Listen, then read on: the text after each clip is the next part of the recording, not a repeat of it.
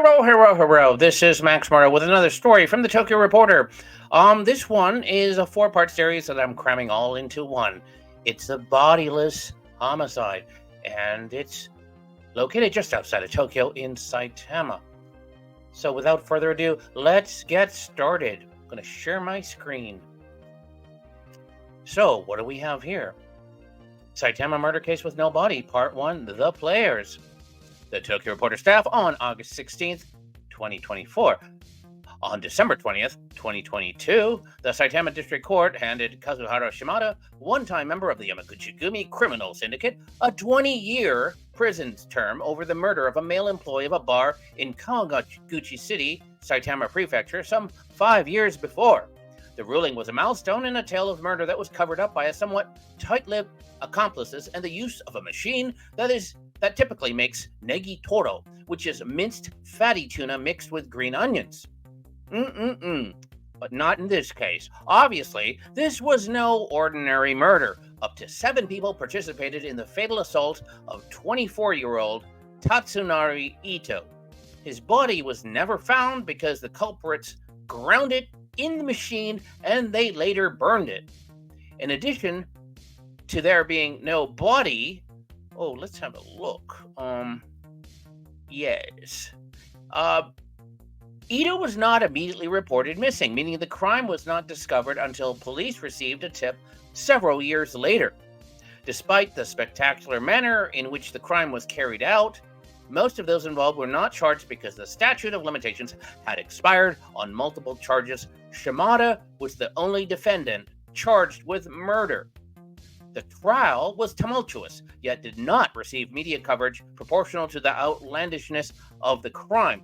For what exactly transpired, the Tokyo Reporter editorial team has broken the tale into 5 parts. Oh my god, there's one more after this.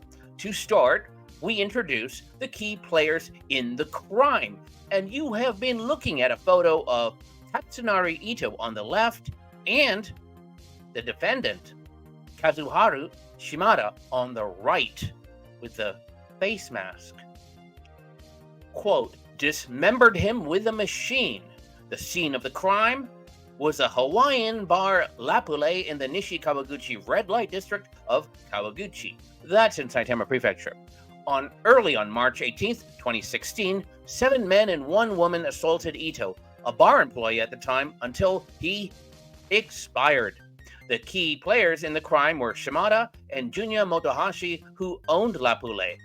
The other participants were 3 unnamed henchmen working in a group of criminals overseen by Motohashi, his girlfriend, and his driver. As time passed, the perpetrators probably surmised that they had gotten away with murder. In essence, the perfect crime. That changed on December 2018. It was then that the police received an anonymous tip about, quote, a person who was assaulted and murdered at a bar in Nishi Kawaguchi, and the body was dumped. A local reporter tells the weekly tabloid, the Shukan Bunshun, on November 2021. The police then began an investigation. In February 2019, the police first explained the situation to Ito's father and had him file a missing persons report. The investigation then ramped up. In the first half of October 2021, police arrested the 7 on suspicion of assault. Complicating matters, however, was that Motohashi committed suicide by hanging himself at the Kawaguchi police station on October 28th, just weeks after his arrest. Aged 52, he left behind a self-deletion note. I'm trying to get with the program here. I'm trying. Okay, the following month, the Saitama District Public Prosecutor's Office indicted Shimada on charges of murder. According to police, he made a shocking statement during questioning. Quote, after killing him, I froze him in a freezer at a market and dismembered him with a machine. Quote, apparently lost his temper. The incident began on the evening before the killing. At first, Motohashi and others gathered for drinks at Lupule. It was later that Motohashi summoned the 3 henchmen. Okay. Quote, Ito at one point was the boyfriend of Shimada's daughter. A person with knowledge of Motohashi's ring tells the magazine. Ito had been using a smartphone under his daughter's name, but Shimada apparently lost his temper when he didn't pay the bill after they broke up. Apparently, the daughter had consulted with Shimada about her relationship with Ito, and this is what led to the assault. That he didn't pay his smartphone bill. Okay. At some point that evening, Motohashi began to question Ito about the aforementioned smartphone and allegations that he may have swindled customers at the bar. Motohashi then took out his phone and called Shimada. Upon arriving at the bar, Shimada took Ito to the restroom while questioning him. After punching him, he immediately left the restroom. But by this time, Motohashi had entered the space and the assault began. Ooh, I don't know what this is, but this is a nice picture. Okay. Well, I see. What we have here is a bandsaw. Not the actual one. A bandsaw was used to cut up the corpse of the victim. Quote, scattered the pulverized remains. After the assault, which very possibly ended in the strangulation of Ito, the perpetrators carried his body out of the bar. Quote, during the interrogation of the seven, they said that they froze the body, dismembered it, and dumped it. A member of the Saitama Prefectural Police tells the magazine. According to their statements, the body was frozen in a large freezer for tuna and other fish at a market in Saitama for up to 5 days. After freezing the body, they used a tuna cutting machine to dismember it into between 6 and 8 pieces, and then they froze it again. One of the perpetrators also said they later mixed it with some fish in a mincing machine for Negitoro and scattered the pulverized remains in a scrapyard. It is still unclear whether Ito died when he was strangled, during the assault, or when he was frozen, the same police source says. As to the, quote, tuna cutting machine, that was a bandsaw, which is a saw with a blade that moves vertically at high speed. Quote, an automatic bandsaw can be used to cut frozen tuna and meat into blocks, another member of the Saitama police says, and has enough power that a human being can easily be cut into small pieces. How convenient. It is not surprising, then, that Ito's body was never found, but since DNA found on the machine matched Ito's, the second officer says, it seems that it was used to dispose of the body. Okay, that's part 1. So now let's go to part 2, which is the victim. Let's go right now. Saitama murder case with no body, part 2, the victim. This also came out August 16th, Tokyo Reporter staff. Brett has been very busy. Just outside the west exit of the JR Nishi Kawaguchi Station in Kawaguchi City, Saitama Prefecture, sits one of Japan's most notorious red light districts. Nishi Kawaguchi boasts bars, pink salons, and various other establishments in the commercial sex, or what we call fuzoku trade. Okay, in March 2016, one of its buildings was the scene of the murder of Tatsunari Ito, age 24. A total of 7 persons participated in the lynching of Ito over his misappropriation of a mobile telephone bill and suspected swindling of customers at the bar that employed him, Hawaiian Bar La Poule. Okay, after the arrests, weekly tabloid Shukan Bunshun ran several stories on the case, including one covering the victim and the bar where the incident took place. The building housing La Poule and the establishment itself are considered quite mysterious. One worker in the area tells the magazine. The building that La Poule was in was famous for being frequented by gangsters, a source said. The Yakuza around here are the Sumiyoshi Kai, but over the past 10 years or so, Yakuza from the West have gradually started to move in as well. There's a sauna in the building that is full of tattooed gangsters, and also there's an illegal massage parlor where Chinese women often offer hand jobs. And also what they call a happening bar in the basement was once raided. La Poule was supposedly a Hawaiian bar, but what was it really like? I heard rumors that it was just a bar in name. Let me just switch up a picture here. The source continues. And that was actually an underground casino or brothel or something like that. That's how little anyone knows about it, and it has a slightly scary image. In the scant media coverage of the incident, Ito, I think this is his photo, was described as an employee at La Poule, yet it is a more complicated picture. In this second installment of a 4-part series from the Tokyo Reporter editorial team, part 1 is what we just read earlier, Ito is seen more of a man with a troubled background who wound up running with the wrong crowd in Kawaguchi. Yes, and this is Tatsunari Ito. He wasn't the kind of kid who would suddenly run away. At the time of the incident, Ito was living alone in a small apartment in Tokyo. According to local residents, he was, quote, a good young man who always greeted people properly.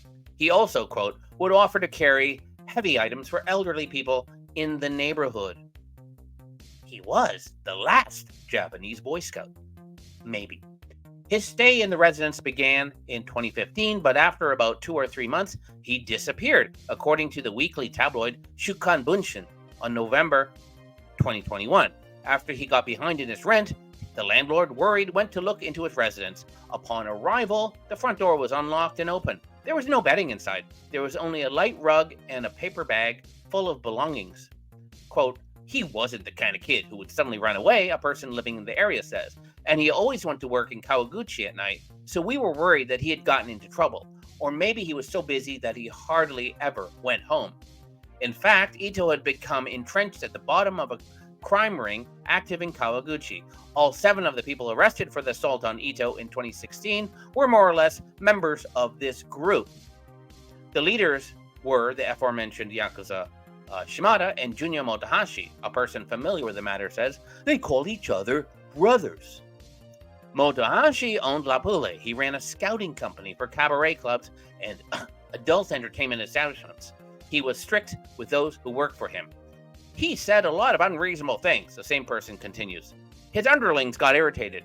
The rest of the arrested were all young people in their 20s at the time. There was a clear relationship of master and servant in this group, with Shimada and Motohashi giving orders, and the people below, including Ito, carrying them out.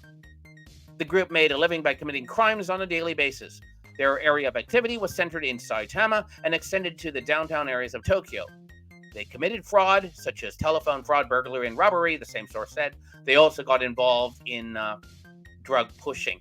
These crimes were committed by multiple people under the direction of the ringleader. The younger ones were mainly errand boys.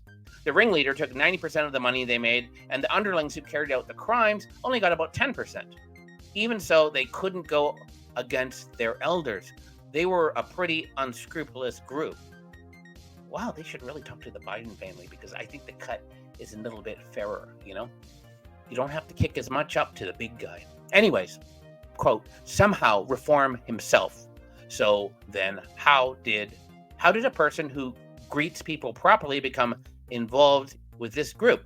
For the answer, Bunshin turned to an elderly man whom Ito relied on. The man tells the magazine about Ito's life. He was struggling to somehow reform himself, the man said. He had a complicated family background, so I was like a father to him when I met him about 10 years ago through the Mormon church. Oh, what a surprise. This is interesting. I wasn't a Mormon, but he was an avid church attendee. Apparently, when he was short of money, he happened to meet an American Mormon in his 20s who treated him to curry rice, which is what prompted him to join.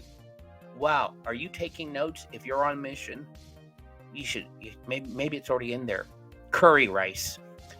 He was an avid participant in religious activities and even did manual labor and odd jobs that people didn't like. The wife of the head of the district where he lived liked him so much that she said, I want him to study abroad in America someday. But according to the man, Ito did things like a Yakuza before joining Mormonism or joining the LDS. He was a street vendor, managing festival stalls and collecting loan shark debts in Shinjuku, he continues. But one time, while collecting loan shark debts, he forced one of his clients to sell his daughter into prostitution. The client's wife committed suicide due to the pain. It must have been a huge shock to Ito, so he left the organization and apparently attempted suicide himself. That's probably why he turned to the Mormons for help. The man met Ito at a Mormon church, and Ito grew close to him. Soon after they met, they began sharing their personal stories. Okay. So, he came to my house many times. He would say things like, I have no parents. I was abandoned. I was raised by the Yakuza from a young age and barely went to high school. I've had sex with many women, but I don't know love. Or, when I was a teenager, my Yakuza buddy took me to the Philippines. What we have here, this photo that you're looking at says, Hawaiian Bar Lapule was located in the Nishikawaguchi red light district, and the photo was taken from Twitter. Quote, he couldn't break the path of evil. The man tells Bunshin that Ito was a very honest and friendly guy, which caused him to feel sorry for him when he found out about his circumstances. I volunteered to be his father. I even became his guarantor when he signed contracts that were necessary for his life, he says. Ito was said to have been very active in his religious activities, but something happened that led him to being kicked out of the sect.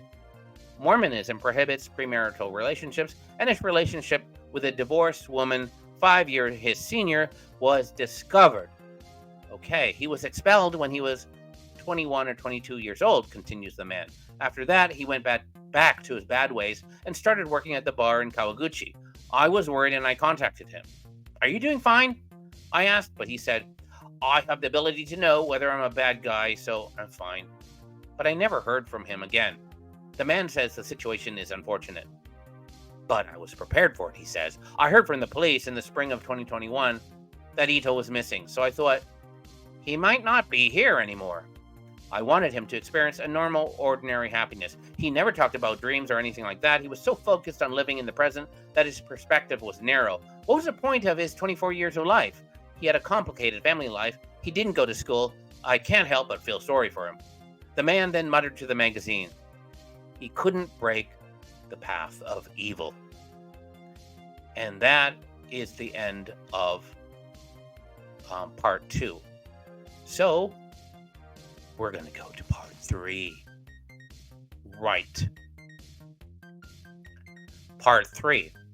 The Saitama murder case with no body. Part 3. The smartphones. This came out August 23rd, 2024. Tokyo Reporter staff.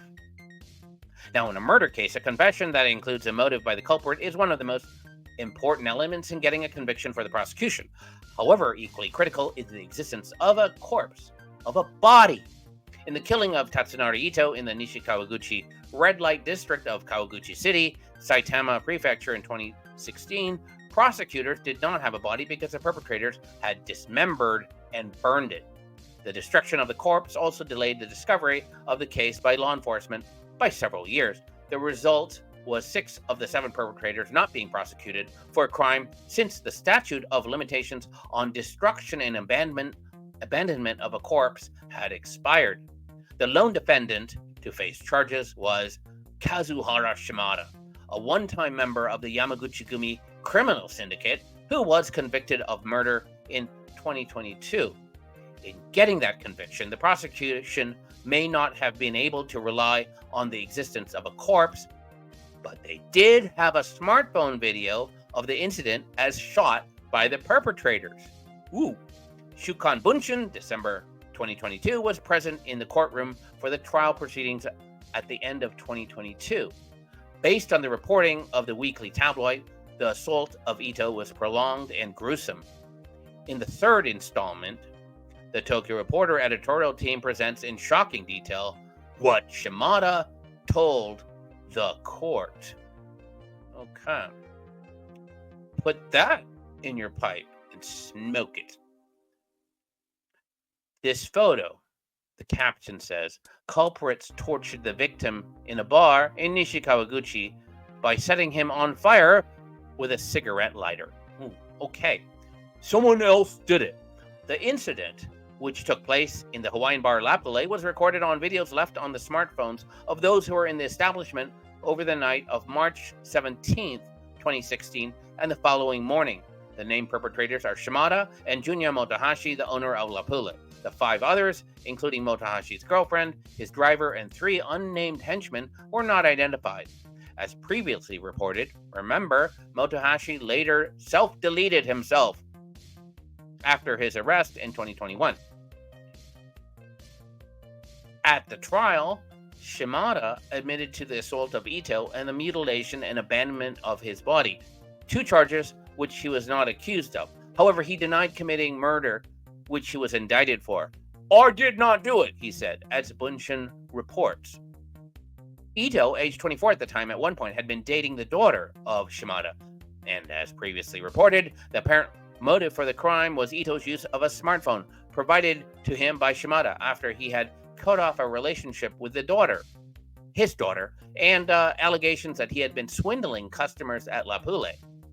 Shimada's defense lawyer argued, quote, "The statements of those involved at the investigation stage and the trial stage differ greatly, implying that persons other than Shimada had colluded to cover up the truth, and it was someone else who killed Ito. The prosecution claimed otherwise. Set his head on fire." The assault of Ito began after Motohashi called Shimada to the bar that night. They first dragged him into the bathroom and assaulted him. Then they pulled him to the main floor of the bar. As Ito pleaded with them to stop, "Oh, okay, this is too much." Shimada lit his wiener with a lighter and then poured alcohol over his head, I think his main head, which Motohashi set on fire, causing his head to burst into flames. According to the prosecutor's explanation of evidence, one video recorded Ito's screaming voice, quote, "It's hot, it's hot."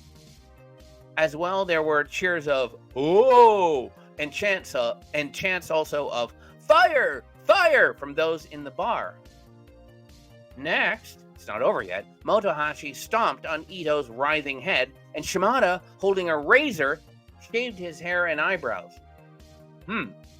He then sprayed the same liquid around his genital area and set him on fire again.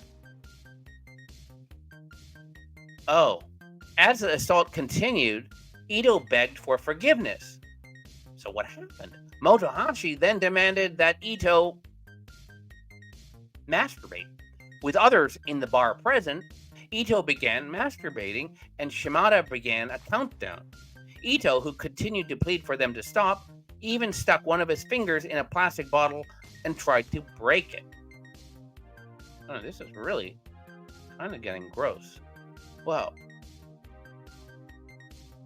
Okay, so this smartphone. Perpetrators used smartphones to video the fatal beating of Tatsunori Ito in Kawaguchi in 2016. Wow, these Japanese guys are really crazy. An unreasonable side. Yeah, you think? During the trial, Shimada explained the relationships of the people who had gathered at the bar that evening. This included Motohashi, according to Bunshin. Motohashi had a lot of good points from my perspective, but he also had an unreasonable side that made him do outrageous things, he said. He was violent towards young girls that he loved. He used drugs a lot. When I arrived at the bar, there were the 3 henchmen there, and they were following what Motohashi said. So I realized that they were Motohashi's young men. And as far as I can tell, either them then or afterwards, I never saw the 3 refusing to do what Motohashi said. One of them used kakusei, meth, with Motohashi. He also sold that drug for profit. Remember, Motohashi is the guy who did what Jeffrey Epstein probably did not do. Motohashi self-deleted. So, you can see very easily why it would pay for Shimada to blame everything on Motohashi, the guy who's not there. Shimada said he went to the bar because, quote, "As far as I can remember, Motohashi called me." The defendant told the court, "It was late at night, and he said, 'I have something important to tell you, so please come.' It took about an hour to get to the bar from my house. Motohashi and his associates and the victim were there at the time, and they were all yelling and making noise." According to Shimada, they were talking about Ito stealing money from customers. "And that's when he called me," the defendant said. "And when I asked him what they were talking about, that's when they first mentioned my daughter's smartphone." Oh. Yeah. Okay. So the perpetrators, remember, used a rope to tie up the victim in the Hawaiian bar La Pule while they were lynching him in 2016. They were doing everything. The lynching and the burning and the... the jerking. Yes, standing there naked. Shimada was once a member of the Yamaguchi-gumi, but at the time of the incident, he was no longer affiliated with them. Oh. In fact, he had worked at a regular job scheduled to start early on March 18th. At one point during the assault, he left Lapule, contacted someone from his company, gave them instructions on the work to be done in the morning, and returned to the bar. Ito was already standing there naked, Shimada testified. Motohashi was kicking him. His girlfriend was complaining about all sorts of things. She was saying things like, "You're using women as toys. You're tricking women and using violence on them for carnal purposes. You're the enemy of women." And she seemed excited. No one stopped her. Hearing her excited words, I thought about my own daughter and got excited and I joined in. Bunshin goes on to say that at one point, Shimada said Ito was made to sit on the toilet seat while tied up with a rope. They also fed him sleeping pills. I can't say who it was, but someone brought a rope from somewhere and tied up Ito. It wasn't me, but I can't say who it was here, Shimada said. Boy. His lawyer asked, was it Motohashi or one of the younger men who was ordered by Motohashi? Shimada said, probably someone under Motohashi who gives orders but doesn't do anything. After tying up the victim, everyone in the bar, including Motohashi, went out to eat, Shimada said. And he said, I didn't feel like going out to eat with everyone in this situation, so he stayed in the bar alone. Motohashi returned a while later and ordered his underlings to bring Ito back to the floor. Quote, "You're going to a gay bar now. You are going to get your ass handed to you," Motohashi declared. At this point, Shimada felt that Motohashi's behavior had changed due to his use of methamphetamine. He had calmed down at the time, Shimada said, but then I realized that he had been using drugs. So I went to Ito and told him to be quiet and not make a fuss, and told the younger guys to keep quiet. I called Motohashi into a booth and started talking to him. They concluded that if they let Ito go, he would run to the police. Chanted a Buddhist prayer. Motohashi then approached Ito and started to push him. Ito then said loudly, "Please stop, I won't run away." Thinking Motohashi would get excited again, Shimada put duct tape over the victim's mouth. "I told you to be quiet," he said. Motohashi resumed the violence. "I thought the assault had started again," Shimada said, "so I turned my back on the victim and played with my cell phone."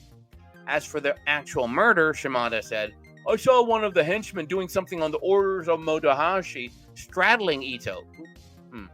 Behind him, Motohashi was standing on the victim. He was doing something unseemly. I can't remember at what stage it was, but Motohashi was also strangling the victim." He added, "I didn't try to stop Motohashi because it would make him even more excited." Shimada said that in the end, Motohashi and his subordinates killed the victim and that he was not involved. The prosecution told a different version. They claimed it was Shimada who put a rope around Ito's neck and strangled him with both hands. He then put his weight on the victim's face and stomped him with his shoe. During the killing, Motohashi held Ito's body and chanted a Buddhist prayer. The prosecution concluded. What are you gonna do? After the murder, Shimada talked to Motohashi in the same booth. With his mind blank and nearly unable to speak, he managed to say, "Oh, this is no joke. What are you going to do?" And then during the conversation, Motohashi asked, "Hey, can you mince Ito at the Negitoro factory owned by your relative?" "I can't do that," Shimada responded. But Motohashi persisted. "Can't you leave Ito in the company freezer?" he asked. "I'll do something about it within a day or two," Shimada finally said. And that's the end of part 3. So let's go on to part 4. And this is part 4, which is the witnesses. Okay. Saitama murder case with no body, part 4, the witnesses. This came out August 23rd, 2024. Tokyo Reporter staff. Kazuhara Shimada, a one-time member of the Yamaguchi-gumi criminal syndicate, was convicted of murder in the killing March 2016 of killing of Tatsunari Ito in the Hawaiian bar Lapule in Nishikawaguchi, Saitama Prefecture.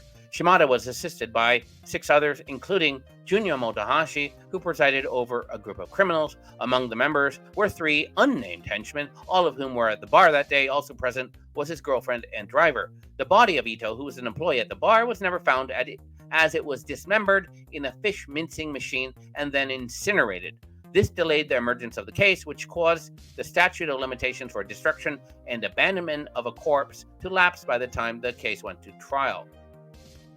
As a result, those involved in the corpse-related crimes were never charged. Further, only Shimada was convicted of murder, a charge he denied. The trial, which unfolded at the end of 2022, was full of twists and turns. Since Motohashi had self-deleted himself while in custody, only the others appeared in court as witnesses. Their testimonies were convoluted and contradicting, which begged the question, what on earth happened in that bar on the day of the incident? Now, the weekly tabloid Shukan Bunshin, December 2022, was in the courtroom seeking answers. In this 4th installment, the Tokyo Reporter editorial team provides a synopsis of who did what and where the body went. Ooh. Okay. Well, what we have here is, quote, the perpetrator stored the body of the victim inside a freezer for months. Okay, I got really angry. At the opening of the trial, the prosecution argued Motohashi ordered one of the henchmen to buy a box at the home improvement store, put the body in it, and brought it to an ultra-low temperature freezer in a market used by a middleman wholesaler of frozen tuna, meat, and other products owned by the defendant. Later, the defendant and Motohashi called his henchmen, removed the body, and carried it to a company run by the defendant and dismembered the body using a cutting machine for tuna meat. The body was then brought to the freezer of another company run by one of Shimada's relatives.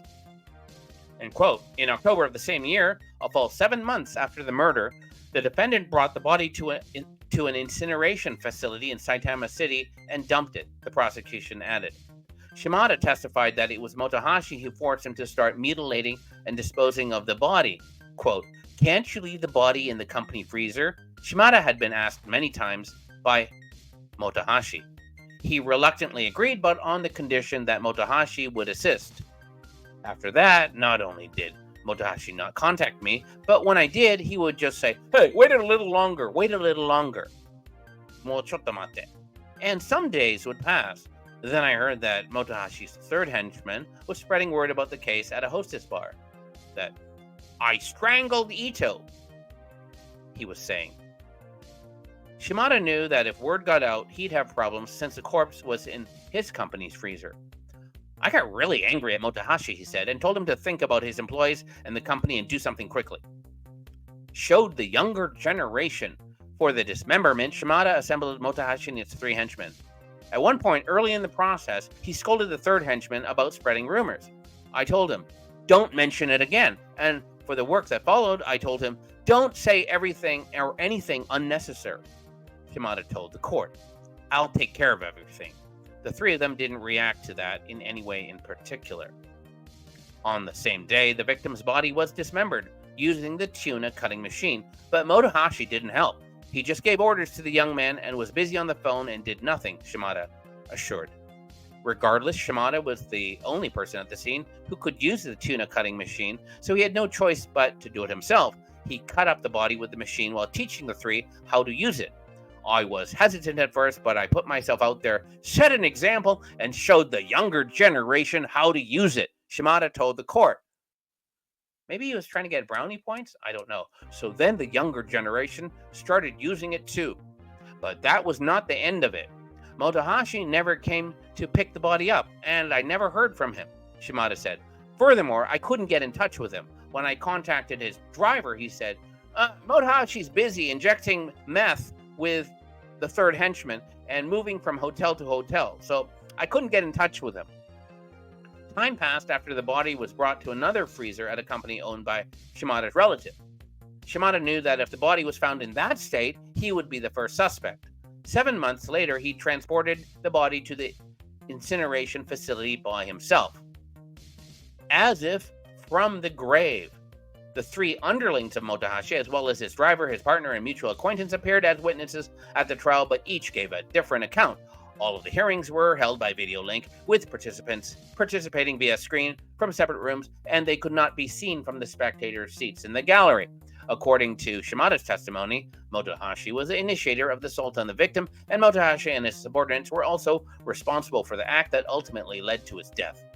Furthermore, the testimony of the others revealed that Motohashi was not forced to dismember and dispose of the body, and that he was forced to do so under unavoidable circumstances.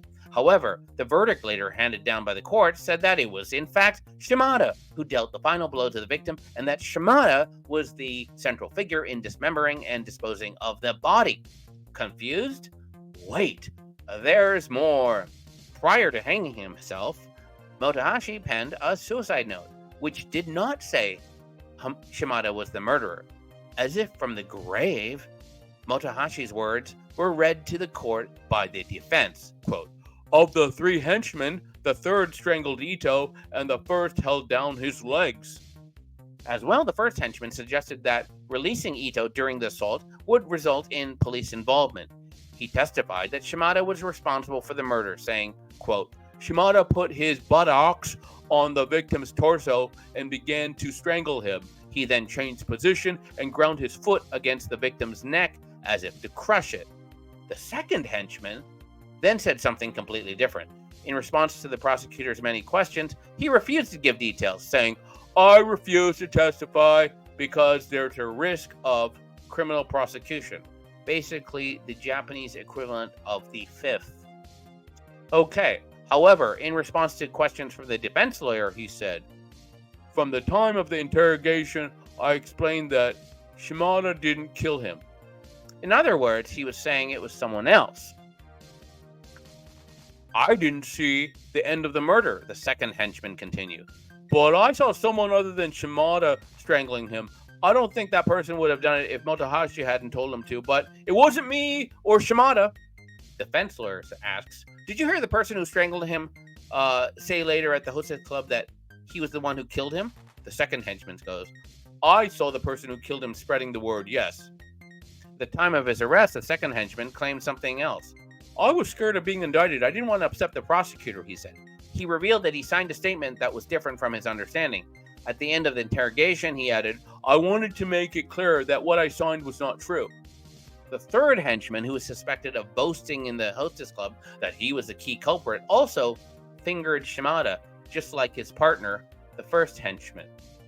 Okay, so when the victim was lying on the ground, the 3rd henchman said, Shimada held down his neck and stepped on him. Motohashi sat at the victim's feet while chanting Buddhist prayers, straddled him, and continued chanting. Motohashi told the 3 to hold him down, but they didn't. A mutual acquaintance and Motohashi's driver both testified that they, quote, left halfway through the incident. Quote, "He stripped me naked." Though the testimonies of those who were at the scene do not match, they all agreed that Motohashi's girlfriend verbally abused the victim during the incident. Named Madonna, she is referred to as Mado. In the prosecution's opening statement, they mentioned that she was one of Motohashi's lovers. However, when questioned by the prosecutor, she repeatedly denied having been in a romantic relationship with Motohashi. Furthermore, in response to questions from the defense lawyer, she began to talk nonstop about how violent Motohashi had been. "I don't live with him," she shouted. "I have a very scary impression of Motohashi. He's persistent, really persistent. He put me in a situation where I had to do what he said. He broke the windows of my house to get in. He took my money and valuables, and he was violent. He kicked me, he punched me, he pressed a lighter against me, burned me with a lighter, and strangled me many times. I thought he was going to kill me. He stripped me naked. It was so sudden. He kicked me and punched me, and he changed so suddenly." When she was asked the reason for this behavior by the lawyer, Mado raised her voice and cried, "I don't know. If you're going to ask me this question, I can't answer it. If it's like this, I can't answer it. I can't do it anymore." And with that, Mado's question came to an abrupt end. Wow. Okay. So this is, I guess this is supposed to be a safe. Junya Motohashi robbed a home in Utsunomiya City and stole a safe containing various items worth 5 million yen. That's like $35,000, okay? US. Sentence for robbery. As previously reported, Motohashi operated a crime ring. Therefore, it is not surprising to learn that he had been arrested before. Police first arrested Motohashi in January 2018 for robbery and assault. On May 23, 2017, he broke into the home of a man then 78 years old and stole a safe containing jewelry, a watch, and other items with a total value of 5 million yen. Again, that's around $35,000. The crime was allegedly committed by 7 people, and among the others arrested was this chick, Mado. But she was not charged and was later released. Motohashi was accused in a separate crime in February 2018, and in that case, he allegedly confined a man inside a car in Fukui City and assaulted him with a bat as the vehicle moved through the city. The man suffered a number of injuries, including a broken nose. He was also arrested on marijuana-related charges. Motohashi was ultimately indicted in the Utsunomiya case, receiving a sentence of 15 years in prison by the Utsunomiya District Court on December 14th, 2018. Now, it was around this time that police were tipped off about the Lapule case. So that is the end of the part 4 of the Saitama murder case. So let's get back to this.